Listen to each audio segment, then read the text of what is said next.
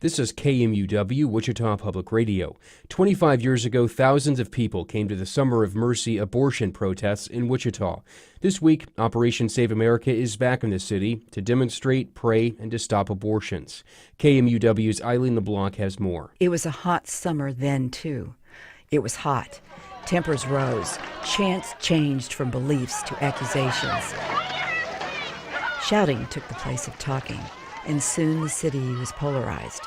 In 1991, Bob Knight was the mayor of Wichita. I can't recall anything even approaching the divisions that was caused by this subject. And I was expected to be impartial in the way the city operated. Even within the structure of the city, you had deeply divided opinions. It was a perfect picture of a community pulling apart. There were 3 clinics which provided abortions at that time, but the epicenter for the protests was on Kellogg, Dr. George Tiller's clinic. Tiller was one of a handful of doctors in the country who performed late-term abortions, those in the 3rd trimester. Post-viability, he called them.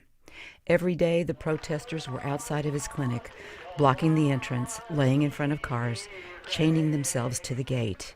2,600 people were arrested, and Wichitans turned against each other. That summer, emotions just ran high. Julie Burkhart was there. She's now the director of Southwind Women's Center on Kellogg, in the same building as Dr. Tiller's clinic. I can't tell you how many arguments I witnessed between family members, friends, and I'm not saying my family or friends, but just, out in public. I mean, it really tore people apart, families, friendships. I mean, it really pitted people against each other. 10 years later, they came back, joining again with local churches and groups. Counter-protest counters back, tit for tat. Baby killers, go away! Baby killers, go away! Baby killers, go away! Racist, sexist, anti-gay, organ vegans, go away! And then in 2009, a man who had been associated with the anti-abortion movement, Scott Roeder, walked into the Reformation Lutheran Church. Dr. Tiller was an usher that day. Gary Hepner went out to the lobby where Tiller was to get a donut. So where did Roeder come from? He came out of a side door, and I looked up, and I kind of looked over George's shoulder, and I seen this guy, and he'd been in there before. Within seconds, I seen something out of my left eye, my peripheral vision, and it was him coming up and putting the gun right up to George's head and shooting him at that point. You saw that? Yeah. Dr. Tiller was dead. His clinic was closed until 2 years ago when Julie Burkhart opened it again. Kansas passed a law prohibiting abortions after 21.6 weeks. And today, 25 years since the first Summer of Mercy, it's hot. They're back again, called Operation Save America, led by Reverend Rusty Thomas. But listen, Wichita, and I'm just going to be honest with you, we could have gone to many other cities that actually commit a larger volume of murdering the innocent for blood money. But and I'm speaking spiritually here, and those who are biblically minded, please bear with me here. Wichita is the heartland of America, the very heart of America, and I don't think it's a coincidence that George Tiller's infamous abortion mill is in Wichita.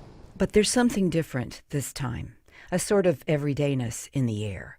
Julie Burkhart has taken precautions to protect her clinic, herself, her husband, and her daughter, but somehow it's different than it was. I mean, I would like to think that people have, especially in this community, have had time to reflect on what happened in 91, 2001, what happened with Dr. Tiller and what led to his assassination.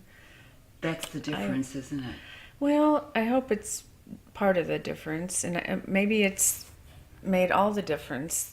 I would like to think that people have grown and evolved in their thinking, and that, this either or thinking has not been so productive for us as a community, as a country. There are lots of shades of gray, and sometimes you have to make the best decision out of a bad situation, or a situation that you might not rather be in. Today on Kellogg, for a little while anyway, there were 2 people coming and going into the clinic, 1 street preacher, 5 legal observers, 4 policemen, and 2 protesters, including Dixie Solanke. And you can go next door to a Better Choice. They'll give you an ultrasound of your baby. The Christians, the believers, are not coming out like they did in 1991. Apparently we've fallen asleep again as the body of Christ and as believers and as the church. Where's the church of Wichita, Kansas today? Where are we? We could come out every day. There's enough of us in Wichita.